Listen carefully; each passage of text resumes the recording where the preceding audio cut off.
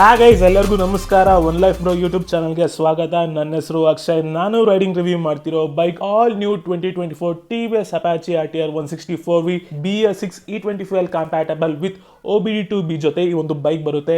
ಈ ಒಂದು ಬೈಕಲ್ಲಿ 3 ವೇರಿಯಂಟ್ಸ್ ಬರುತ್ತೆ. Dual channel ABS, single channel ABS and drum break ಇರೋ ಒಂದು ಬೈಕ್ ವೇರಿಯಂಟ್ ಬರುತ್ತೆ. ಈ 3 ವೇರಿಯಂಟ್ ಅಲ್ಲಿ ಇಂಜಿನ್ ಸ್ಪೆಸಿಫಿಕೇಶನ್ ಸೇಮ್ ಇರುತ್ತೆ. ಸಮ್ ಟೆಕ್ನಿಕಲ್ ಸ್ಪೆಸಿಫಿಕೇಶನ್ ಚೇಂಜ್ ಇರುತ್ತೆ. ಅಷ್ಟೇ ಬಿಟ್ರೆ ಸೇಮ್ ಟು ಸೇಮ್ ಇರುತ್ತೆ. ಗಾಡಿಯ ಗ್ರಾಫಿಕ್, ಬಾಡಿಯ ಡಿಸೈನ್ ಎಲ್ಲ ಸೇಮ್ ಟು ಸೇಮ್ ಇರುತ್ತೆ. ಯಾರು ಈ ಬೈಕ್ ನ ತಗೊಳ್ಬೇಕು ಅಂತ ಡಿಸೈಡ್ ಮಾಡಿದಿರೋ ಅಥವಾ ಇನ್ನ ಡಿಸಿಷನ್ ಮೇಕಿಂಗ್ ನಲ್ಲಿ ಇದಿರೋ ಅವರಿಗೆ ಒಂದು ಮಾತು ಪರ್ಸನಲಿ ಹೇಳ್ತೀನಿ. ಏನಂದ್ರೆ ಈ ಒಂದು ಬೈಕ್ 160cc ಸೆಗ್ಮೆಂಟ್ ನಲ್ಲಿ ಬೆಸ್ಟ್ ಬೈಕ್ ಅಂತ ಹೇಳ್ತೀನಿ. ಯಾಕಂದ್ರೆ ಈ ಒಂದು ಬೈಕ್ ಅಲ್ಲಿ 3 ರೈಡಿಂಗ್ ಮೋಡ್ಸ್ ಬರುತ್ತೆ. Sports, rain, urban. Sports mode ನಲ್ಲಿ 17 PS ಆಫ್ ಪವರ್ ಪ್ರೊಡ್ಯೂಸ್ ಆಗುತ್ತೆ. ಅರ್ಬಾನು ಮತ್ತೆ ರೈನ್ ಅಲ್ಲಿ 15 PS ಆಫ್ ಪವರ್ ಪ್ರೊಡ್ಯೂಸ್ ಆಗುತ್ತೆ. ರೈಡ್ ಮೋಡ್ ಚೇಂಜ್ ಮಾಡಿದ್ರೆ ಬ್ರೇಕಿಂಗ್ ರೆಸ್ಪಾನ್ಸ್ ಅಲ್ಲೂ ಚೇಂಜ್ ಇರುತ್ತೆ ಅಂಡ್ ಇಂಜಿನ್ ಪರ್ಫಾರ್ಮೆನ್ಸ್ ಅಲ್ಲೂ ಡಿಫರೆನ್ಸ್ ಇರುತ್ತೆ. ನೀವು ಪಲ್ಸರ್ N160 ಮತ್ತೆ MT115 ಎಲ್ಲ ಕಂಪ್ಯಾರಿಸನ್ ಮಾಡಿದಾಗ ಅಥವಾ ಬೇರೆ ಕಂಪನಿಯ ಯಾವುದೇ ಒಂದು 160cc ಬೈಕಿಗೆ ಕಂಪೇರ್ ಮಾಡಿದಾಗ price wise, tech wise, engine specification, mileage, service cost ಈ ಒಂದು ಬೈಕ್ ಅಲ್ಲಿ ಒಂದು ಸ್ಟ್ಯಾಂಡರ್ಡ್ ಒಂದು ಮಿಡಲ್ ಕ್ಲಾಸ್ ಹುಡುಗರು ಆರಾಮಾಗಿ ತಗೊಳ್ಬಹುದು. ಈ ಒಂದು ಬೈಕ್ ನ ಪರ್ಸನಲಿ ನನ್ನ ಫ್ರೆಂಡಿಗೆ ಸಜೆಸ್ಟ್ ಮಾಡಿದ್ದೆ.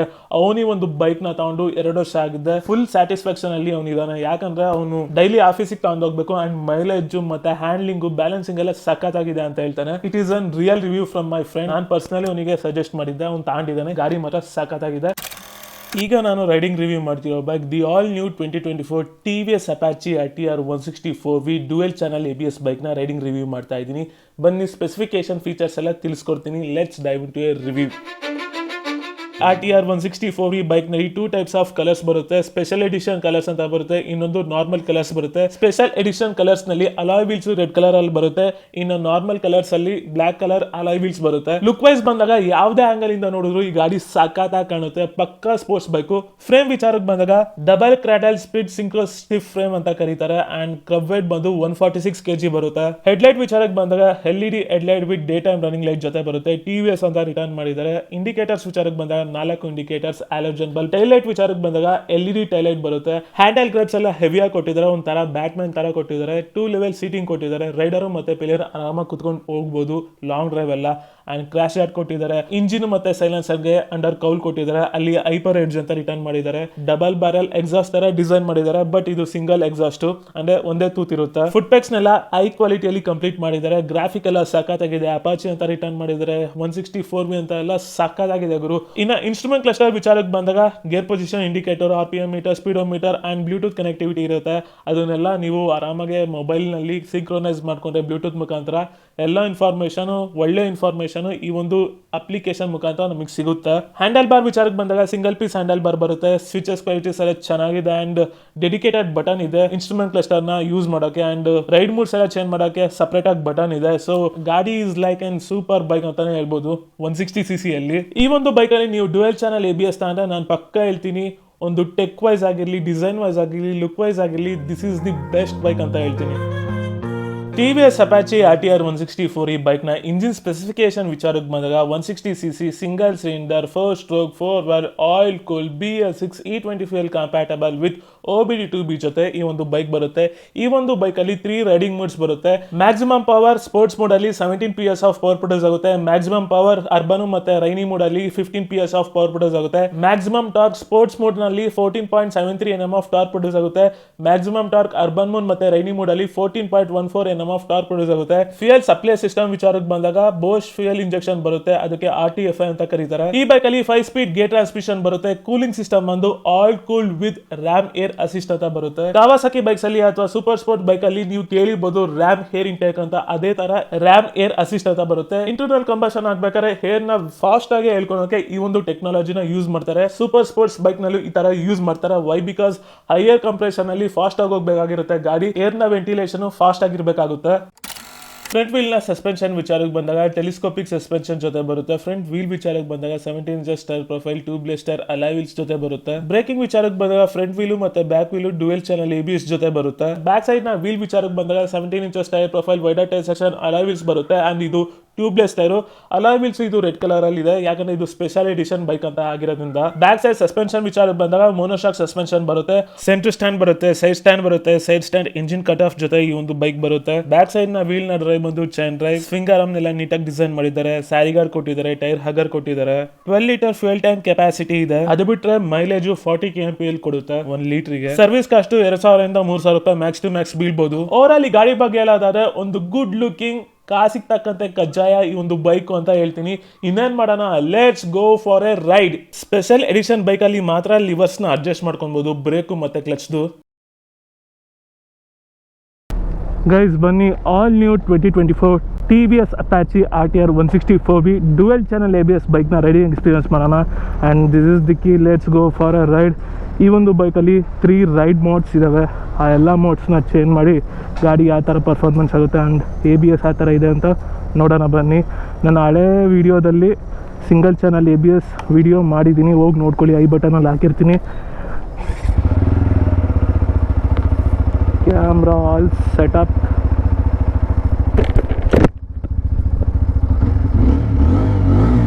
ಎಕ್ಸಾಸ್ಟ್ ಈ ಥರ ಕೇಳಿಸುತ್ತೆ, ಎಕ್ಸಾಸ್ಟ್ ಸೌಂಡು, ಇಂಜಿನ್ನ ಸೌಂಡ್ ಈ ಥರ ಕೇಳಿಸುತ್ತೆ. So let's go for a ride. ನನಗೆ ಅಪಾಚಿಯಲ್ಲಿ ಏನು ಇಷ್ಟ ಆಗುತ್ತೆ ಅಂದರೆ ಮಿರರ್ಸು ತುಂಬಾ ದೊಡ್ಡದಾಗಿ ಕೊಟ್ಟಿದ್ದಾರೆ. RPM ಲೈಟು ಬರುತ್ತೆ. ಆ್ಯಕ್ಚುಲಿ ನನ್ನ ಫ್ರೆಂಡ್ ಹತ್ರ ಈ ಒಂದು ಗಾಡಿ ಇದೆ, ಅವನು ಸಖತ್ತಾಗಿ ಯೂಸ್ ಮಾಡ್ತಾನೆ. ಅದಕ್ಕೆ ಉಪ್ಪಿಟ್ಟು ಮಾಡಾಕೋನೆ, ಆದ್ರೂ ಗಾಡಿ ಸಕ್ಕದಾಗಿ ಹೋಗುತ್ತೆ. ಅವನದು BS6 ಇಂಜಿನ್, ಅದೇ OBD 1 ಅನ್ಕೊತೀನಿ. ಈಗ ಅರ್ಬ್ಯಾನ್ ಮೂಡ್ನಲ್ಲಿದೆ. Single piece handle bar, comfort level ಚೆನ್ನಾಗಿದೆ. ರೈಡಿಂಗ್ ಪೊಸಿಷನ್ನು ನೋಡಿ, ಲೈಟ್ ಆ ಥರ ಫಾಲ್ ಆಗ್ತಿದೆ. ಸೊ ಇದು ಹೈ ಬೀಮು, ಇದು dim and dip, LED light ಮತ್ತು ಡೇ ಟೈಮ್ ರನ್ನಿಂಗ್ ಲೈಟು ಎಲ್ಲ ಬರುತ್ತೆ. ಇದು ಹೈ ಬೀಮ್ ಇದು. ಸೊ ಈ ಥರ ಫಾಲ್ ಆಗುತ್ತೆ. ಸ್ಪೀಡೋಮೀಟರ್ ಸಖತ್ ಇಷ್ಟ ಆಯಿತು. ಗೇರ್ ಪೊಸಿಷನ್ ಇಂಡಿಕೇಟರ್ ಕೊಟ್ಟಿದ್ದಾರೆ. ಆರನ್ನು ಲೌಡ್ ಆಗಿದೆ. ಸೀಟಿಂಗ್ ಪೋಸ್ಚರ್ ವಿಚಾರಕ್ಕೆ ಬಂದಾಗ ಅಪ್ರೈಟ್ ಸೀಟಿಂಗ್ ಪೋಸ್ಚರು, ಒಂದು ಸ್ಪೋರ್ಟ್ಸ್ ಬೈಕ್ ಅಂತಲೇ ಹೇಳ್ಬೋದು. ಇದು ರೇಸಿಂಗ್ DNA ಅಂತ ಕರೀತಾರೆ ಈ ಒಂದು ಬೈಕಿಗೆ, ಪಕ್ಕ ರೇಸಿಂಗ್ DNA.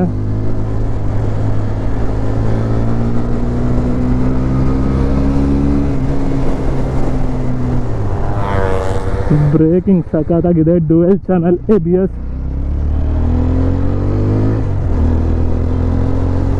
ಅರ್ಬನ್ ಮೂಡ್ನಲ್ಲಿ ಯಾಕೆ ಕೊಡಿಸ್ತೀನಿ ಅಂದರೆ ಮೈಲೇಜ್ ಚೆನ್ನಾಗಿ ಕೊಡುತ್ತೆ. 35 to 40 ಆರಾಮಾಗಿ ಕೊಡುತ್ತೆ ಈ ಒಂದು ಬೈಕಲ್ಲಿ. ನನ್ನ ಫ್ರೆಂಡು ಹೇಳಿದ್ದಾನೆ 40 to 45 ಕೊಡುತ್ತೆ ಅವನು, ಯಾಕಂದರೆ ಒಂದು 50-60 ಅಡ್ಡಾಡ್ತಾನೆ ಅವನು, 100 ಸ್ಪೀಡ್ ಜಾಸ್ತಿ ಟಚ್ ಮಾಡಲ್ಲ. ಸೊ ಅದರಿಂದ ಅವನಿಗೆ 40-45 ಕೊಡ್ತಿದೆ ಅಂತ ಹೇಳ್ತಿದ್ದಾನೆ. ಸೊ ಈಗ ಹಪ್ಪೆ ಆ ಥರ ಆಗ್ತದೆ ನೋಡಿ. ನನ್ನ ವೇಟ್ ಬಂದು 90 kg, 3rd ಗೇರಲ್ಲಿದ್ದೀನಿ. ಈ ಒಂದು ಬೈಕಲ್ಲಿ ವೈಡರ್ ಟೈರ್ ಸೆಕ್ಷನ್ ಬರುತ್ತೆ.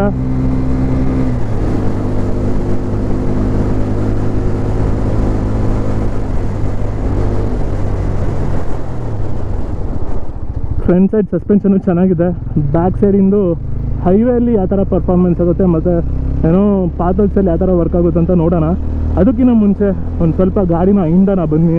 ಅರ್ಬನ್ ಮೋಡು, ರೈನ್ ಮೋಡ್ಸು ಮತ್ತು ಏನೋ ಸ್ಪೋರ್ಟ್ಸ್ ಮೋಡ್ಸಲ್ಲಿ ಯಾವ ಥರ ಪರ್ಫಾರ್ಮೆನ್ಸ್ ಆಗುತ್ತೆ ಅಂತ ನೋಡೋಣ ಬನ್ನಿ. ಈಗ neutral, first gear,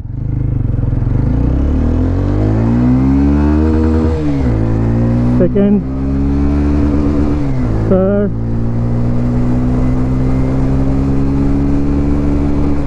fourth, fifth,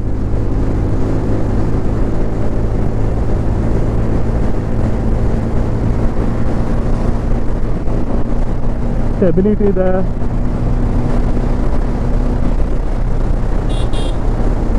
semi cornering ಮಾಡ್ಬೋದು ಹೈವೇಸಲ್ಲಿ, ಕಟ್ಟಿಂಗ್ಸ್ ಎಲ್ಲ. ವಿಂಡ್ ಬ್ಲಾಸ್ಟ್ ಅಂತೂ ಹೆವಿ ಆಗ್ತಿದೆ. ಡೌನ್ ಶಿಫ್ಟ್ ಮಾಡಿದ್ರೆ ಚೆನ್ನಾಗಿ ಎಗರುತ್ತೆ.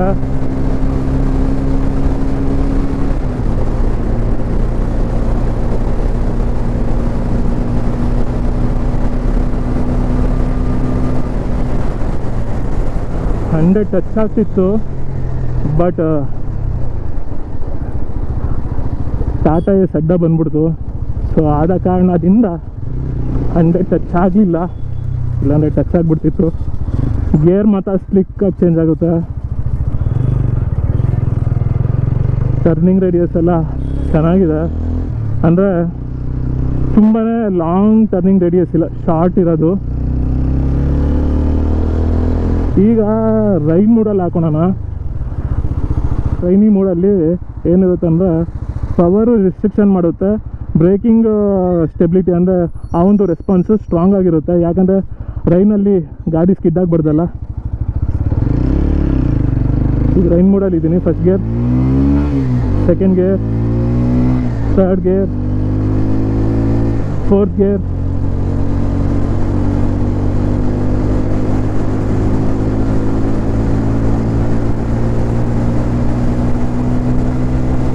Fifth gear.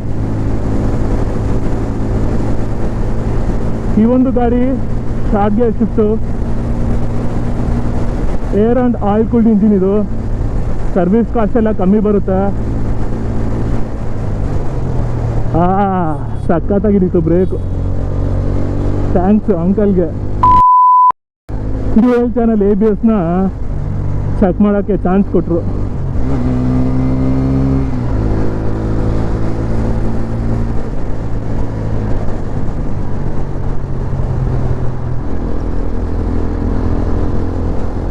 ಪಕ್ಕ ಇದು sports bike. Footpegs rear setup ಇದೆ, ವಿಮ್ಲೆಸ್ ಆಗ್ತಾ ಇದೆ. ಥ್ರಾಟಲ್ ರೆಸ್ಪಾನ್ಸ್ ಅಂತೂ ಚೆನ್ನಾಗಿದೆ ನೋಡಿ.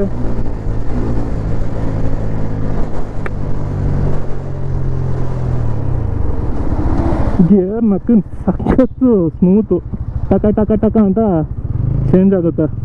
ಸೊ ರೈನ್ ಮೂಡಲ್ಲಿ ಅಷ್ಟು ಫಾಸ್ಟಾಗಿ ಹೋಗೋಕ್ಕೆ ಬಿಡಲ್ಲ ಆ್ಯಕ್ಚುಲಿ. ಗೈಸ್, ಈಗ ಸ್ಪೋರ್ಟ್ಸ್ ಮೂಡಲ್ಲಿ ಗಾಡಿ ಯಾವ ಥರ ಪರ್ಫಾರ್ಮೆನ್ಸ್ ಆಗುತ್ತೆ ಅಂತ ನೋಡೋಣ. First gear, second, third, fourth,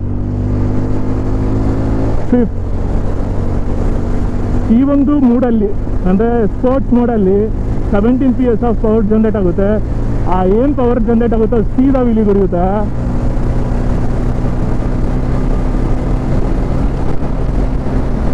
hundred ಆರಾಮಾಗಿ ಟಚ್ ಆಯ್ತು ಗುರು. ರಿಲ್ಯಾಕ್ಸ್ ಆಗಿ ರಿಯಲಾಬಲ್ ಆಗಿ 100 ಟಚ್ ಆಯಿತು. ವಿಂಡ್ ಬ್ಲಾಸ್ಟ್ ಮಾತ್ರ ಹೆವಿ ಇದೆ. 90 ಕ್ರೂಸ್ ಮಾಡ್ಬೋದು ಆರಾಮಾಗಿ, 100 ಮಾಡ್ಬೋದು. ಬಟ್ ಸ್ಪೇಸ್ ಇಲ್ಲ.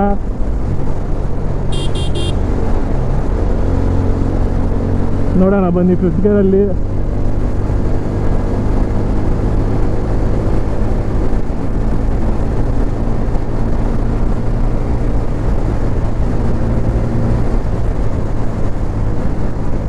ಆರಾಮಾಗಿ 110 ಎಲ್ಲ ಟಚ್ ಆಗುತ್ತೆ. ನನಗೆ ಸ್ಪೇಸ್ ಸಿಗ್ತಿಲ್ಲ, ಅದಕ್ಕೋಸ್ಕರ ನಾನು ಫುಲ್ ಮಾಡ್ತಿಲ್ಲ, ಡೀಸೆಂಟ್ ಸ್ಪೀಡಲ್ಲಿ ಓಡಿಸ್ತಿದ್ದೀನಿ. ಬಟ್ ಗೇರ್ ಮಾತ್ರ ನಕ್ಕನ್ ಸ್ಲಿಕ್ಕಾಗಿ ಚೇಂಜ್ ಆಗುತ್ತೆ. ಆ್ಯಂಡ್ ಈ ಒಂದು ಗಾಡಿ ಬಗ್ಗೆ ಹೇಳೋದಾದರೆ, ಈ ಒಂದು ಗಾಡಿ ಫುಲ್ಲಿ ಲೋಡೆಡ್ ಬೈಕ್ ಅಂತ ಕರಿತೀನಿ ಕಂಪೇರ್ ಟು N160. ಯಾಕಂದ್ರೆ ಇದರೊಳಗೆ dual channel ABS, ride modes ಕೊಡ್ತಾರೆ, ಜೊತೆಗೆ ಬ್ಲೂಟೂತ್ ಕನೆಕ್ಟಿವಿಟಿ ಬರುತ್ತೆ, turn by turn navigation mobile ಮುಖಾಂತರ ಗೊತ್ತಾಗುತ್ತೆ. ಆ್ಯಂಡ್ ಸಮ್ ಫೀಚರ್ಸ್ ಎಲ್ಲ ಚೆನ್ನಾಗಿದೆ. ಆ್ಯಂಡ್ ಮೈಲೇಜು ಚೆನ್ನಾಗಿ ಕೊಡುತ್ತೆ, ಪಕ್ಕ ಕೊಡುತ್ತೆ. 35 to 40 ಅಂತೂ ಆರಾಮಾಗಿ ಕೊಡುತ್ತೆ. ನನ್ನ ಫ್ರೆಂಡು ಯೂಸ್ ಮಾಡ್ತಿದ್ದಾನೆ, ಅದಕ್ಕೋಸ್ಕರ ನಾನು ರೆಕಮೆಂಡ್ ಮಾಡ್ತೀನಿ. ನಾನು ಯಾವಾಗ ಮೈಲೇಜ್ ಬೇಕಂದ್ರೆ ಒಂದು ಗಾಡಿ ಎತ್ಕೊಂಡು ಹೋಗ್ತೀನಿ. ಸೊ ಸೀಟಿಂಗ್ ಪೋಸ್ಟರು, ಈ ಒಂದು ಟ್ಯಾಂಕು, ಪ್ರತಿಯೊಂದೂ ಬೆಂಕಿ ಅಂತ ಹೇಳ್ತೀನಿ. ಈ ಒಂದು ಪ್ರೈಸ್ ರೇಂಜಿಗೆ I think this is the best bike ಅಂತ ಹೇಳ್ತೀನಿ. ನನಗೆ ಪಲ್ಸರ್ ಇಷ್ಟ ಮೊದಲಿತ್ತು. ಪಲ್ಸರ್ 150 ಚೆನ್ನಾಗಿದೆ, ಅದು DTSI ಇಂಜಿನು ಮಾತ್ರ ಇಷ್ಟ. N160 DTSI ಇಂಜಿನ್ ಅಲ್ಲ, ಸೊ ಅದರಿಂದ ನನಗೆ ಇಷ್ಟ ಆಗಲ್ಲ. ಅದೇನಾರ DTSI ಇಂಜಿನ್ ಆಗಿದ್ದರೆ that is the best bike ಅಂತ ಹೇಳ್ತಿದ್ದೆ. ಅದಕ್ಕೆ ಬಿಟ್ಟರೆ N160 ಒಳಗೆ ನನಗೆ ಅಂಥದ್ದೇನು ಇಂಪ್ರೆಸಿವ್ ಅನಿಸ್ಲಿಲ್ಲ, ಯಾಕಂದರೆ DTSI ಇಂಜಿನ್ ಇಲ್ಲ. ಈ ಒಂದು ಬೈಕಲ್ಲಿ ರೈಡ್ ಮೋಡ್ಸ್ ಇದೆ, ಡ್ಯುಯಲ್ ಚಾನಲ್ ABS ಇದೆ, ಎಲ್ಲ ಇದೆ ಗುರು. ಏನು ತೆಗ್ದಾಕ ವಿಚಾರನೇ ಇಲ್ಲ ಈ ಒಂದು ಗಾಡಿಯಲ್ಲಿ. ಅದಕ್ಕೆ ನನಗೆ ಈ ಗಾಡಿ ಸಖತ್ ಇಷ್ಟ. ಆ್ಯಂಡ್ ಸೀಟಿಂಗ್ ಪೋಸ್ಟರ್ ಎಲ್ಲ ಸೆಕ್ಸಿ. ಆ್ಯಂಡ್ ಟೂರಿಗೆ ಹೋಗೋಕ್ಕೆಲ್ಲ ಈ ಒಂದು ಗಾಡಿ ಹೇಳಿ ಮಾಡಿಸ್ದಂಗೆ ಇದೆ. ಒಂದು ಕಮ್ಮಿ ಬಜೆಟಲ್ಲಿ ಒಂದು standard high quality sports bike ಬೇಕಂದ್ರೆ ದಿಸ್ ಇಸ್ ದಿ ಬೈಕ್ ಅಂತ ಹೇಳ್ತೀನಿ. ಜಿಕ್ಸರು ಐ ಕ್ಯಾನ್ ಸೇ ಅದರಲ್ಲಿ ರೈಡ್ ಮೂಡ್ಸ್ ಇಲ್ಲ, ಬಟ್ ನನಗೆ ರೈಡ್ ಮೂಡ್ಸು ಇದು ತುಂಬಾ ಇಂಪ್ರೆಸಿವ್ ಆಯಿತು. ಯಾಕಂದರೆ ಬರೀ ಬ್ರೇಕಿಂಗ್ ರೆಸ್ಪಾನ್ಸಲ್ಲಿ ಏನು ಚೇಂಜ್ ಇಲ್ಲ, ಅಥವಾ ಥ್ರಾಟಲ್ ರೆಸ್ಪಾನ್ಸಲ್ಲಿ ಏನು ಚೇಂಜ್ ಅಲ್ಲ, ಸೀದಾ ಇಂಜಿನ್ ಪರ್ಫಾರ್ಮೆನ್ಸಲ್ಲೇ ಚೇಂಜ್ ಇರುತ್ತೆ. ನೀವು ಬೇಕಂದರೆ NS400Z ಇರುತ್ತಲ್ಲ, ಅದರಲ್ಲಿ ಥ್ರಾಟಲ್ ರೆಸ್ಪಾನ್ಸು ಮತ್ತು ಬ್ರೇಕಿಂಗ್ ರೆಸ್ಪಾನ್ಸಲ್ಲಿ ಅಷ್ಟೇ ರೈಡ್ ಮೋಡ್ಸು ವರ್ಕ್ ಆಗೋದು. ಬಟ್ ಇದರೊಳಗೆ ಇಂಜಿನ್ ಪರ್ಫಾರ್ಮೆನ್ಸಲ್ಲೂ ರೈಡ್ ಮೋಡ್ಸ್ ವರ್ಕ್ ಆಗುತ್ತೆ. ಸೊ ಆದ್ದರಿಂದ ನಾನು ಹೇಳ್ತೀನಿ, ಟ್ರಸ್ಟ್ಫುಲ್ಲಾಗಿ ಹೇಳ್ತೀನಿ, ನಾನು this is the best bike ಅಂತ ಹೇಳ್ತೀನಿ. ಒಬ್ಬ ಮಿಡಲ್ ಕ್ಲಾಸ್ ಪರ್ಸನ್ಗೆ ಒಂದು ಒಳ್ಳೆ ಪ್ರೀಮಿಯಂ ಬೈಕ್ ಇರಬೇಕು ಅಂದರೆ ದಿಸ್ ಈಸ್ ದಿ ಬೈಕ್ ಅಂತ ಹೇಳ್ತೀನಿ ನಾನು. ಕಣ್ಣು ಮುಚ್ಕೊಂಡು ನೀವು ಬೇಕಂದರೆ ತಗೊಂಡಾದ್ಮೇಲೆ ಹೇಳ್ತೀರಾ, ಗುರು ಸಕ್ಕತ್ತಾಗಿದೆ ಗುರು ಅಂತ.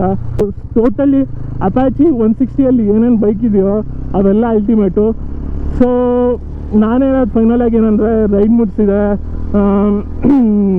ಡ್ಯೂಯಲ್ ಚಾನಲ್ ABS ಇದೆ, ಮೈಲೇಜ್ ಒಂದು 40 to 45 ಕೊಡುತ್ತೆ. ಓವರಾಲ್ ಆಗಿ ಹೇಳ್ಬೇಕು ಅಂದರೆ ಗಾಡಿ ಬೆಂಕಿ ಅಂತ ಹೇಳ್ತೀನಿ. ಒನ್ ಟೈಮ್ ಇನ್ವೆಸ್ಟ್ಮೆಂಟ್ ಆಗಿ ತಗೊಳ್ಬೋದು. ಒಂದು ಸಿಟಿ ಯೂಸೇಜ್ಗೆ ಅಥವಾ ತಾಲೂಕು ಲೆವೆಲಲ್ಲಿ ನೀವು ಒಂದೂರಿಂದ ಇನ್ನೊಂದೂರಿಗೆ ಒಂದು 20 ಕಿಲೋಮೀಟ್ರ್ 30 ಕಿಲೋಮೀಟ್ರ್ ಅಡ್ಡಾಡ್ತೀರಂದರೆ ಈ ಒಂದು ಗಾಡಿ ಏನು ಮಾಡ್ಸಂಗಿದೆ. ಮಿರರ್ಸ್ ಎಲ್ಲ ಚೆನ್ನಾಗಿದೆ ಗುರು. ಟೋಟಲಿ ಹೇಳ್ಬೇಕಂದ್ರೆ ಗಾಡಿ ಚೆನ್ನಾಗಿದೆ ಅಷ್ಟೇ, ಬೆಂಕಿನೇ ಅಂತ ಹೇಳ್ತೀನಿ. ಏಕ್ ಪೀಸ್ ಅಂತ ಹೇಳ್ತಾರಲ್ಲ, ಒಂದೇ ಒಂದು ಗಾಡಿ ಸಾಕು ನಮಗೆ, ಎಲ್ಲ ಬೇಕು, ಎಲ್ಲ ಇರಬೇಕು, ಆ ಥರ ಒಂದು ಗಾಡಿ ಇದು. ಸೊ ಈಗ ಸಸ್ಪೆನ್ಷನ್ ಚೆಕ್ ಮಾಡೋಣ ಬನ್ನಿ ಆಫ್ ರೋಡಲ್ಲಿ.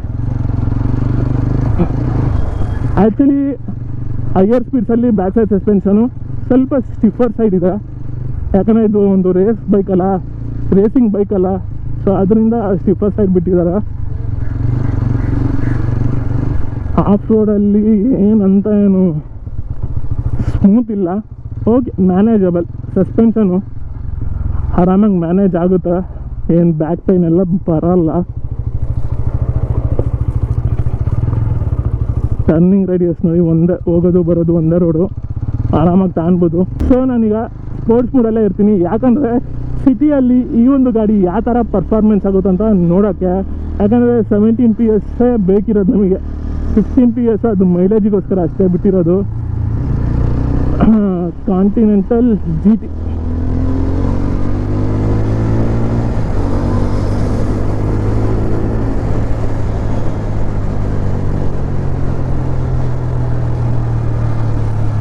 ಕಾರ್ನರಿಂಗ್ ಎಲ್ಲ ಆರಾಮಾಗಿ ಮಾಡ್ಬೋದು.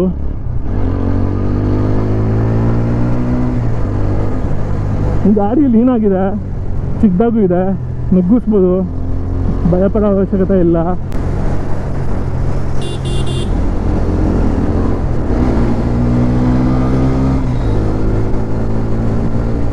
ಆರಾಮಾಗಿ ಸಿಟಿಯಲ್ಲಿ 3rd 4th ಗೇರಲ್ಲೇ ಆಟಾಡ್ಕೊಳ್ಬೋದು. ಇದು ಸೆಮಿ ಟ್ರಾಫಿಕ್ಕು, ಸೊ ಗಾಡಿ ಈ ಥರ ಪರ್ಫಾರ್ಮೆನ್ಸ್ ಆಯಿತು, ಏನು ಭಯಪಡೋ ಅವಶ್ಯಕತೆ ಇಲ್ಲ. ಸೊ ಇಲ್ಲಿ ನಾವು ಟ್ರಾಫಿಕ್ ಜಾಮಲ್ಲಿ ನಿಂತ್ಕೊಳಲ್ಲ, ಅನ್ಸಿದ್ದ ಯಾಕೆ ಬೇಕು ಮತ್ತೆ ಹೋಗ್ತಾ ಇರ್ಬೇಕು ಅಷ್ಟೇ. ಬ್ಯಾಲೆನ್ಸಿಂಗ್ ಎಲ್ಲ ಚೆನ್ನಾಗಿದೆ, ಬೈಕ್ದು ಬಾಡಿ ರೇಷಿಯೋ ಆಫ್ ಡಿಸ್ಟ್ರಿಬ್ಯೂಷನು ಚೆನ್ನಾಗಿದೆ. ಬ್ಯಾಲೆನ್ಸಿಂಗ್ ಚೆನ್ನಾಗಿ ಮಾಡಿದ್ರೆ ಡಿಸ್ಟ್ರಿಬ್ಯೂಷನ್ ಚೆನ್ನಾಗಿ ಮಾಡಿರ್ತಾರೆ.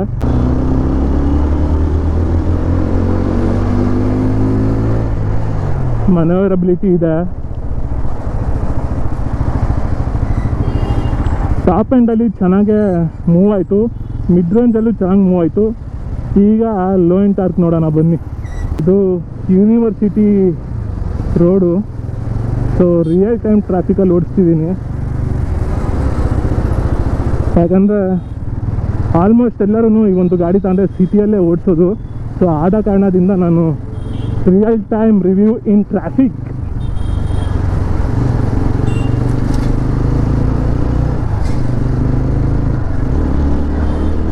ಈ ಥರ ಎಲ್ಲ ಮನೋವರ್ ಮಾಡ್ಬೋದು. ದಮ್ಮಿದೆ ಗಾಡಿಯಲ್ಲಿ ಗೇರು. ಈಗ ಗೇರ್ನ ಸೌಂಡ್ ಕೇಳಿಸ್ಕೊಳ್ಳಿ, ಸ್ಲಿಕ್ಕಾಗಿ ಚೇಂಜ್ ಆಯಿತು. Second gear, 3rd gear, 4th gear, 5th gear. Down shift ಮಾಡ್ತೀನಿ ನೋಡ್ಕೊಳ್ಳಿ ಗೇರ್ ಸೌಂಡ್ನ. ಸಖತ್ತಾಗಿ ಆಯ್ತು, ಸ್ಲಿಕ್ಕಾಗಿ ಚೇಂಜ್ ಆಯಿತು. ಆ್ಯಂಡ್ ಈ ಒಂದು ಬೈಕಲ್ಲಿ GT ಟೆಕ್ನಾಲಜಿ ಇದೆ. ಸೊ ಅದು ತೋರಿಸ್ತೀನಿ ಹೆಂಗೆ ವರ್ಕ್ ಆಗುತ್ತಂತ. ಆ್ಯಕ್ಚುಲಿ ನಾನು ಹಳೆ ವಿಡಿಯೋಸ್ ಅದೆಲ್ಲ ತೋರಿಸಿದ್ದೀನಿ, ಬಟ್ ಈಗೂ ತೋರಿಸ್ತೀನಿ. GTT ಟೆಕ್ನಾಲಜಿ ಅಂದರೆ ಗ್ಲೈಡ್ ಥ್ರೂ ಟೆಕ್ನಾಲಜಿ ಅಂತ. ಫಸ್ಟ್ ಗೇರು ಸೆಕೆಂಡ್ ಗೇರಲ್ಲಿ ನೀವು ಗೇರ್ ಹಾಕ್ಬಿಟ್ರೆ ಸಾಕು, ಅದೇ ಫುಲ್ ಆಗುತ್ತೆ. ಈಗ ಫಸ್ಟ್ ಗೇರಲ್ಲಿದ್ದೀನಿ.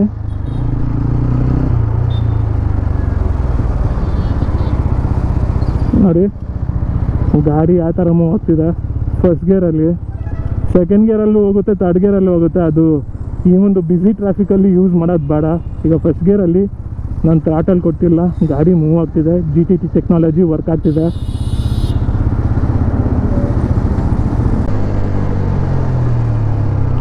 ವಾಬ್ಲಿಂಗ್ ಏನಿಲ್ಲ, ರೈಡರ್ ಟ್ರಯಾಂಗಲ್ ಸಾಕಾಗಿದೆ.